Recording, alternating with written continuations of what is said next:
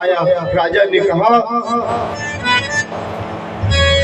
पुनः जब डांटा तो उन सेवकों ने कहा, महाराज हमारी कोई गलती नहीं है, गलती तो ये जो नया सेवक हमने पालकी को ढोने के लिए लगाया यही कर रहा है।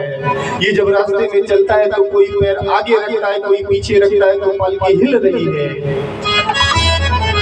राजा को क्रोध आया। राजा ने पुनः आवाज लगाई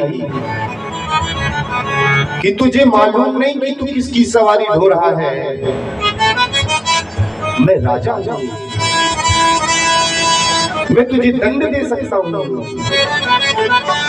तुझे मृत्यु दंड भी दे सकता हूं। अब महाराज भरत जी को तो अपने पिछले जन्म की पूरी वृत्तांत मालूम थी। ये वही राजा था जो पिछले जन्म में मृग था। आज वो समय आया कि महाराज वो मृग राजा रघुगण के रूप में सामने संसार में आया, और वो जो राजा भरत थे वो जड़ भरत के रूप में एक ब्राह्मण के घर में आए, और वही आज उस रघुगण के सवारी को जब ढो रहे हैं। और भरत जी ने देखा कि ये रघुगण, मैंने 3 जन्मों का हमारा इसका नाता है, लेकिन फिर भी इसके मन में अभी ये अज्ञान भरा है कि मैं इसे दंड दे सकता हूँ, मैं इसको मार सकता हूँ। तो महाराज भरत जी ने कहा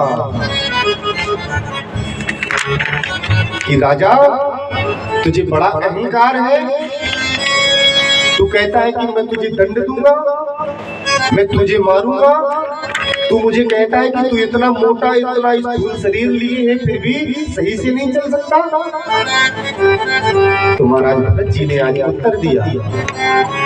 राजा रघुगण को एक श्लोक में संकेत करते हैं कि नायं देवो देवाजा निर्लोके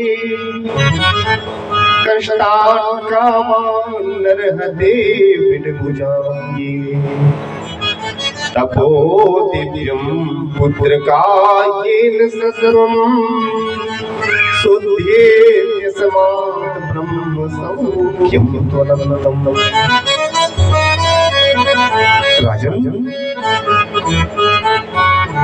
तू लगता तो विद्वान है, लगता है कि तूने संतों का संग किया है, लेकिन वास्तव में तू है मूर्ख। आज भरत जी पहली बार बोले हैं पूरे जीवन में, बोले नहीं, लेकिन जब उन्होंने देखा कि ये रघुगण जिससे मेरा 3 जन्मों का संबंध है, इस जन्म में भी ये सत्संग तो करता है, संतों का संग कर रहा है, परंतु जो इसकी मति है ये अभी भी यहाँ माया में उलझी है। इस शरीर के और शरीर के अंदर रहने वाले में ये अभी तक भेद नहीं जान पाया। यही भरत जी समझा रहे हैं कि नायं देहो देह भाजा निर्लोके। हे राजन, तू मुझे शरीर समझ रहा है, मुझे जानता है कि मैं कौन हूँ। न तो मैं कभी मोटा होता हूँ, न तो मैं कभी पतला होता हूँ, न मैं लंबा होता हूँ और न मैं नाटा होता हूँ। नैनं छिन्नन्ति सहस्राणि नैनं दहति पावकः न चैनं क्लेदयन्त्यापो न शोषयति मारुतः। महाराज, मेरा तो वो स्वरूप है कि ना तो कोई शस्त्र मुझको काट सकता है, ना तो आग मुझको जला सकती है, न जल मुझको गीला कर सकता है, और तू कहता है कि मैं तुझे दंड दूंगा। राजन, तू दंड इस शरीर को दे सकता है, लेकिन तू मेरा कुछ भी नहीं कर सकता। मैं तो अजर अमर अविनाशी उस परब्रह्म परमात्मा का अंश हूँ, और जाकर के उसी में विलीन हो जाऊंगा। महाराज, जब रघुगण ने ऐसी बातों को सुना तो रघुगण के रोंगटे खड़े हो गए कि आज महाराज लग रहा है मुझसे बहुत बड़ा अपराध हो गया, मैं जा तो रहा हूँ सत्संग करने। महाराज रघुगण नित्य सत्संग करने जाया करते थे, और वो पालकी के माध्यम से जो जा रहे थे वो सत्संग करने जा रहे थे, संतों के संग में जा रहे थे। लेकिन आज स्थिति ये बनी जब भरत जी ने दिव्य ज्ञान दिया और महाराज रघुगण के नेत्र खुले कि वास्तव में ये कोई साधारण नहीं है। इतना दिव्य ज्ञान शरीर और शरीर के अंदर रहने वाले शरीरी हकीकत में जानता है कि ये मैं कौन हूं, क्योंकि जो शरीर है, शरीर का संबंध तो मात्र इसी धरा तक है। इस धरा पर सब धरा रह जाएगा। ये देह हमको यहीं से प्राप्त होती है और यहीं हमको छोड़कर जानी पड़ती है। इस शरीर को छोड़ देने के बाद जो आत्मा है वो अजर अमर अविनाशी है। उसके लिए गीता में भगवान ने कहा है, वासांसि जीर्णानि यथा विहाय नवानि गृह्णाति नरो पराणि तथा शरीराणि विहाय जीर्णानि संयाति नवानि धीहि। महाराज रघुगण ने कहा, पालकी रखो।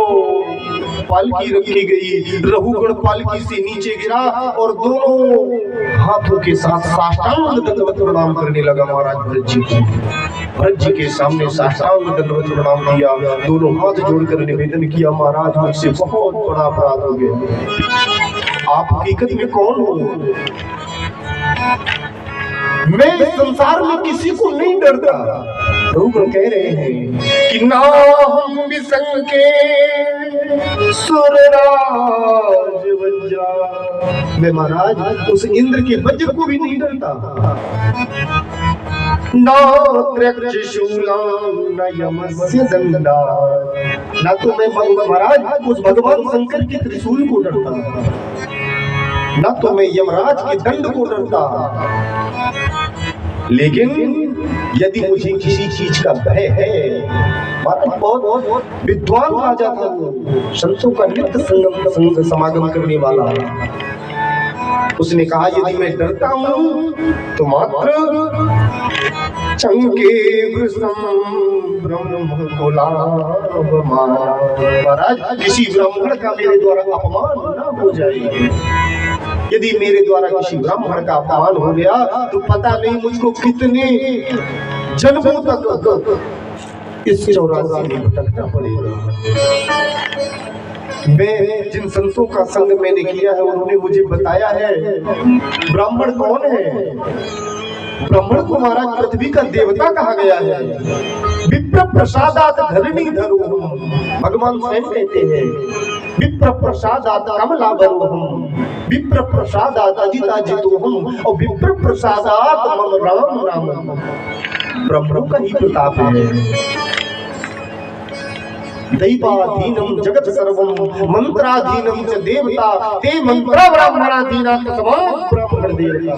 महाराज ये सारा संसार देवताओं के अधीन है और देवता उन मंत्रों के अधीन है। और ये मंत्र किसके अधीन है? मंत्र महाराज ब्राह्मणों के अधीन है। इसीलिए इस संसार का देवता कौन? बोले ब्राह्मण। महाराज ब्राह्मण का अपमान यदि मेरे शरीर के माध्यम से हो गया तो मेरा जीवन व्यर्थ है। प्रभु आप कौन हो? अब महाराज जब बार बार अनुनय विनय करने लगा रघुगण, भरत जी को दया आ गई। भरत जी ने पुनः ज्ञान देना आरंभ कर दिया। रघुगण को बोले कि रघुगण वास्तव में तू है तो विद्वान, संग तो तूने संतों का किया है, लेकिन तू मूर्ख है। अब इस मूर्खता को छोड़। अकोविदा कोविदवाद वादान वदस्यथो नाति विदं वरिष्ठा न सूर्यो ही व्यवहारवेनं तत्त्वावमर्षेण सहवन्ति। महाराज रघुगण को पुनः भरत जी ने बताया कि राजन ये जो आत्मा है ना, अजर है, अमर है, अविनाशी है। जैसे महाराज भरत जी ने रघुगण को एक उदाहरण दिया। बोले जिस प्रकार आप एक पतीली में चावल डाल करके कुछ जल डालकर अग्नि के ऊपर रखते हो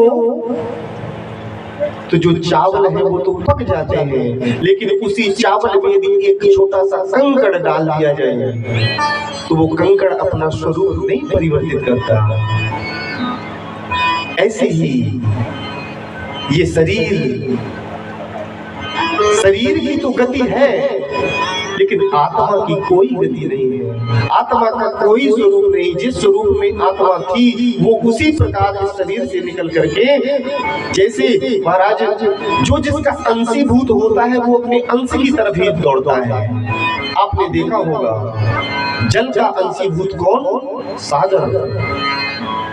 सागर से वाष्पीकरण होकर के बादल बनते हैं और महाराज बादल वही वर्षा भूमि पर करते हैं और भूमि में वही जल नाली से नालों में जाता है और महाराज नालों के माध्यम से नदियों में पहुंचता है। और नदियां भी महाराज कहां को बहती है कि जहां सागर है। नदियां चाहती है कि मैं कब जाकर के सागर में मिल जाऊंगा और वो नदियां जाकर सागर में मिलती हैं तो अपने अंशी की तरफ दौड़ती हैं। उसी प्रकार जैसे महाराज दीपक जब जलाते हैं तो सूर्य की तरफ उसकी लो जाती है, ऐसे ही आत्मा उस आनंद स्वरूप ब्रह्म उसका अंश है तो उसी की तरफ जाएगी। महाराज आज भरत जी ने बहुत दिव्य ज्ञान दिया है रघुगण को। रघुगण दोनों हाथ जोड़ करके महाराज भरत जी को प्रणाम करता है। दोनों सत्संग की सरिता में अवगाहन करते हुए महाराज अंत में परम पद को प्राप्त करते हैं। बोलिए वृंदावन बिहारी भगवान की।